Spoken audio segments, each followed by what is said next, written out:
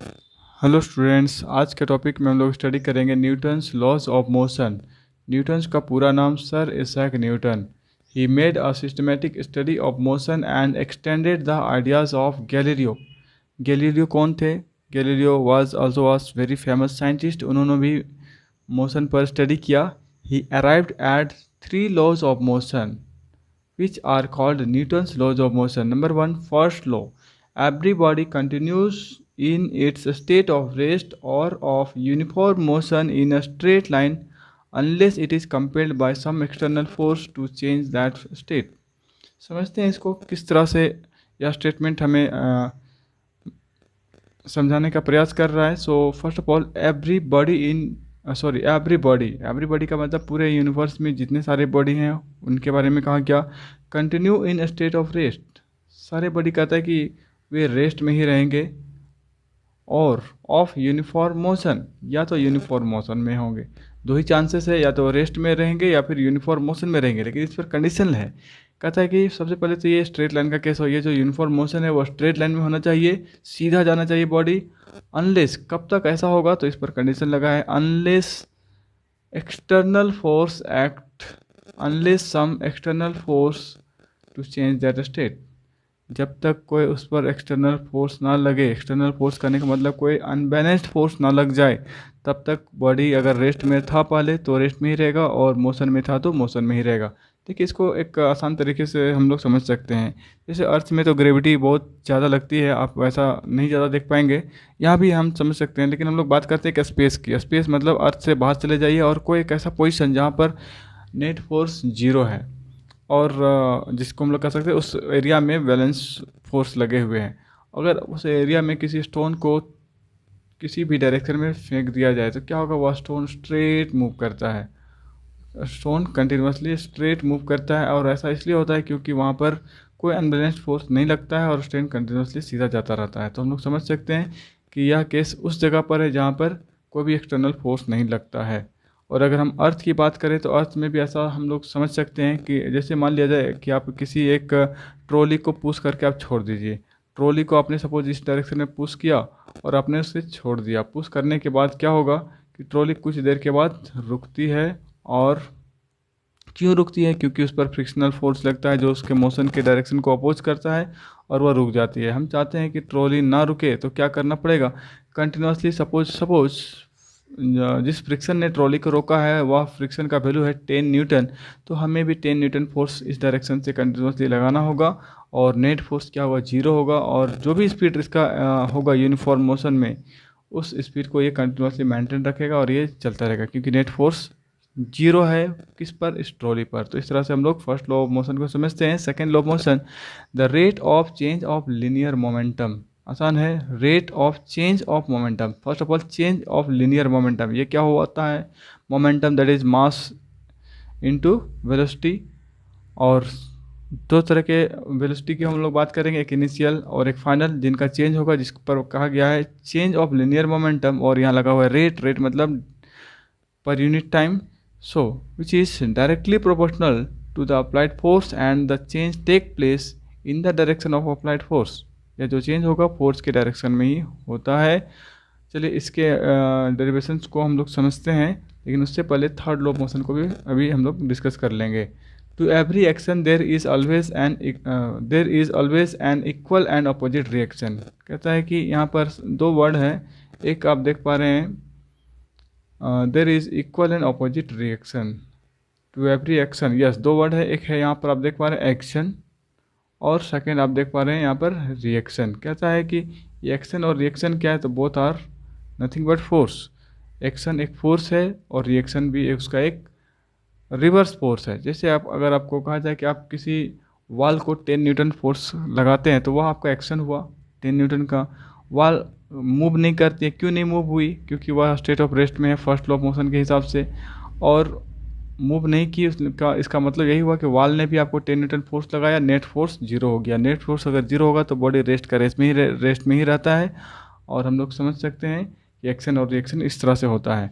हम एक सिंपल से एग्जांपल पर और बात करेंगे। जैसे आप एक बैलून में एयर भर दीजिए और एयर भरने के बाद आप उसके ओपन एंड को सिंपली छोड़ देंगे। आप देख पाते हैं कि एक डायरेक्शन में बैलून बढ़ता है और एक डायरेक्शन में एयर निकल रहा होता है। तो सबसे पहले तो एयर निकलता है, और एयर क्या करता है, एयर को एक एक्शन मिलता है, उसे एक फोर्स मिलता है प्रेशर डिफरेंस की वजह से, और वह बैलून के पीछे वाले ओपन से बाहर निकलता है, और वह एक रिएक्शन फोर्स लगाता है बैलून को, और आपको बैलून भी सिंपली एक रॉकेट के जैसा बढ़ता हुआ दिखाई पड़ता है। इवन आप कह सकते हैं rocket also flight in the principle of third law of motion.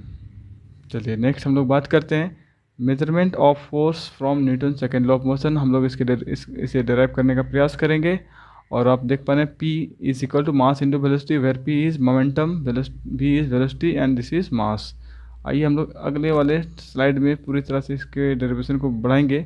According to Newton second law, according to Newton second law, उनका लॉ क्या कहता है, rate of change of momentum. तो ये देखिए यहाँ लिख दिया गया, rate of change of momentum which is directly proportional to applied force, which is directly proportional to applied force, ऐसा हमने लिखा। अब उसके बाद क्या है, उनके सिंबल को लिखेंगे हम लोग। फोर्स की जगह फोर्स लिख दिया, और चेंज इन मोमेंटम की जगह dp, और रेट के लिए divided by dt small time, और ये जो भी टाइम का डिफरेंस होगा उसके लिए dt लिखा गया, और जो भी मोमेंटम का चेंज होगा उसके लिए dp लिखा गया। अब हमें मालूम है dp बाई dt क्या होता है। तो देखिए इधर हमने देखा था dp by dt, that is dp by dt को हम लोग लिख सकते हैं, p की जगह आप लिखिए mv, और इसे हम लिख सकते हैं m dv by dt। dv क्या हो गया, तो final velocity minus initial velocity, that is change in velocity, and change in velocity per second, जो भी टाइम रहेगा उससे आप डिवाइड करेंगे, that will become per second, that is called acceleration, and we can write ma। So हम लोग यहाँ पर लिख सकते हैं, in place of dp by dt we can write ma, and if we want to remove this proportional sign we have to put an equal sign। हम चाहते हैं कि ये proportional हट जाए, तो उसकी जगह पर equal sign आता है, और एक कांस्टेंट साथ में आता है जो इस इक्वेशन को पूरी तरह से बैलेंस कर दे। And the value of k is 1 if force F is 1 newton के, and mass is 1 kg, and acceleration is 1 metre per second square. ये यहाँ पर सारे 1 1 हो जाएंगे, ये भी 1, इसका भी मैग्नीट्यूड 1, फोर्स का भी 1, तो k का क्या होगा, वो भी 1। तो उस तरह से हम लोग k का वैल्यू को 1 पुट कर देते हैं, और फाइनली हमारा जो एक्सप्रेशन बनता है that becomes F equal to m a, it becomes F equal to m a. तो हमें ये एक्सप्रेशन याद रहेगा, क्योंकि हमें जब भी फोर्स निकालना होगा तो हमें याद करना है कि ये एक्सप्रेशन हमारे लिए यूज़फुल होगा। And right, okay. अब इस स्लाइड में देखते हैं क्या है, as force is the product of mass m, that is scalar quantity, and acceleration which is vector quantity, so it is a vector quantity. ये कहना चाहता है कि फोर्स क्या है, वेक्टर या स्केलर। तो फोर्स एक वेक्टर है। क्यों वेक्टर है, क्योंकि यह एक्सेलरेशन पर डिपेंड करता है, ठीक है। और फोर्स का जो भी डायमेंशनल फार्मूला है ये तो आप लोग को अच्छे से याद होगा, that is equal to mL/t-2। Next, the absolute unit of force, we all are knowing what is the unit of force, so it is Newton. Force का जो भी यूनिट होता है दैट इज न्यूटन। और आगे हम लोग बात करते हैं ये न्यूटन क्या होता है, इस न्यूटन का फंडामेंटल यूनिट्स के साथ क्या रिलेशन है। तो हमें मालूम है फोर्स का यूनिट होता है न्यूटन, तो आप सपोज 1 न्यूटन की बात करिए, तो यहाँ पर क्या होगा 1 kg, जो कि फॉर्मूला होता है मास इंटू एक्सेलरेशन। मास की जगह आप लिखेंगे 1 kg, और एक्सेलरेशन के लिए हम लोग लिखेंगे 1 मीटर पर सेकेंड स्क्वायर। तो आप देख सकते हैं this becomes 1 kg metre per second square, और यहाँ पर जो हम देख पा रहे हैं kg metre per second square, इसके जगह पर हम लोग लिख सकते हैं newton. This is completely becomes to newton. इसी के वैल्यू को न्यूटन ने अपना नाम दे दिया, और यह हो गया न्यूटन। साथ साथ हम लोग बात कर लेंगे CGS unit of force is dyne. आप यहाँ लिखा हुआ देख पा रहे हैं DYNE, and symbol you can write DYN। So CGS unit is dyne, और यहाँ पर क्या होगा, जैसा हमने लिखा न्यूटन वहाँ आप लिखेंगे डाइन, और मास के लिए जहाँ पर हमने बैठाया था kg वहाँ पर हम बैठा देंगे ग्राम, और मीटर पर सेकेंड स्क्वायर जो एक्सेलरेशन का यूनिट था वहाँ पर हम लोग लिखेंगे सेंटीमीटर पर सेकेंड स्क्वायर। और इस तरह से ये बन जाएगा 1 ग्राम पर सेंटीमीटर स्क्वायर, और ये जो gram centimetre per second square है this is nothing but dyne, इसके जगह पर ही डाइन लिख दिया गया, ओके। आगे है ग्रेविटेशनल यूनिट ऑफ फोर्स। ये ग्रेविटेशनल यूनिट क्या है, तो बहुत ही आसान बात है।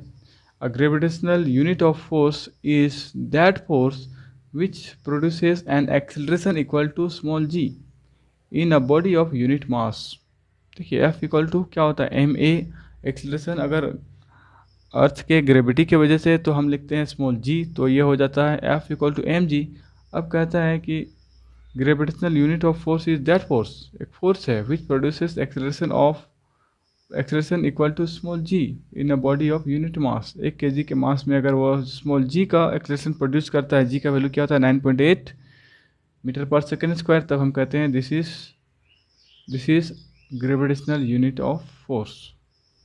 ओके, और इसी को हम लोग सिंपली कह सकते हैं, इट में भी जैसा लिखा गया, it may be defined as the weight of the body of unit mass. 1 kg का मास में जो वेट होगा that is called gravitational unit of force. 1 kg का क्या होगा, आप mg लिखिए, मास की जगह पर 1 kg और ग्रेविटी की जगह पर 9.8, सो इट बिकम 9.8 न्यूटन।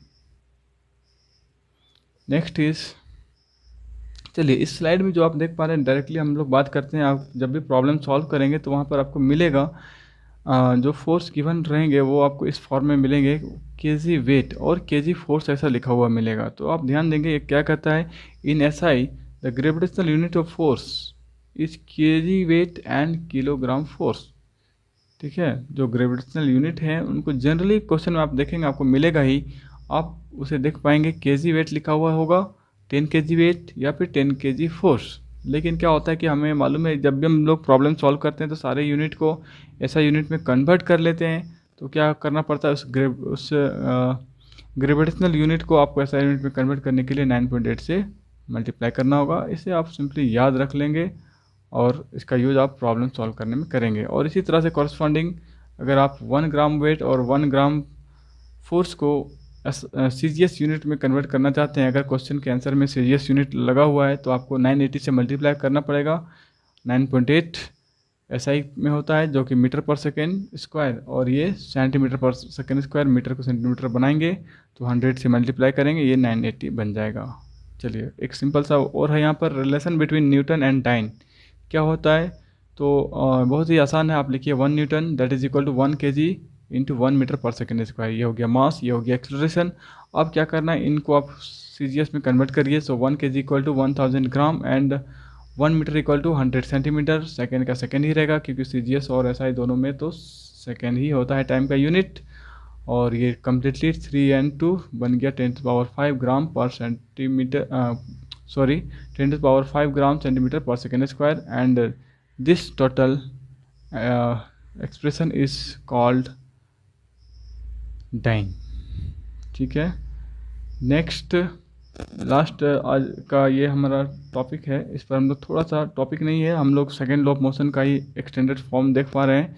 और सपोज यस ठीक है, हम लोग स्टार्टिंग से बात करते हैं। Newton second law in the component form. देखिए क्या होता है, कोई भी वेक्टर को उसके कंपोनेंट में हम लोग एक्सप्लेन कर पाते हैं। कंपोनेंट करने का मतलब जैसे हमारा थ्री कोऑर्डिनेट सिस्टम होता है, वाई एक्सिस के अलोंग, एक्स एक्सिस के अलोंग और जेड एक्सिस के अलोंग। कोई भी वेक्टर क्वांटिटी का जो भी इफेक्ट होता है इन तीनों कोऑर्डिनेट्स के अलोंग होता है।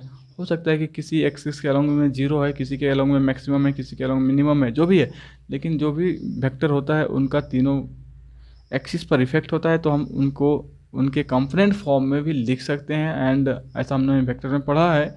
So F equal to F X I. I क्या होता है, ये जो देख पा रहे हैं j k, this all are the unit vectors, and fx is the magnitude along x axis, fy is the magnitude along y axis, fz is the magnitude along z axis. same way here momentum के लिए भी, acceleration के लिए भी।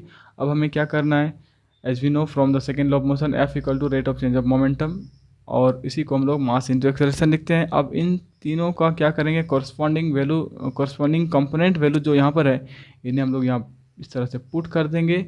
F x F y F z p x p y p z that is equal to m, और क्योंकि मास तो scalar है इसका कंपोनेंट होगा नहीं, ए एक्स ए वाई ए जेड। अब क्या करना है, आप यहाँ से इक्वेट करिए, एक्स को एक्स के साथ, वाई को वाई के साथ, जेड को जेड के साथ। आपको क्या मिलेगा, F x equal to p x and that is equal to m a x. Mass common है, इसको छोड़ेंगे नहीं।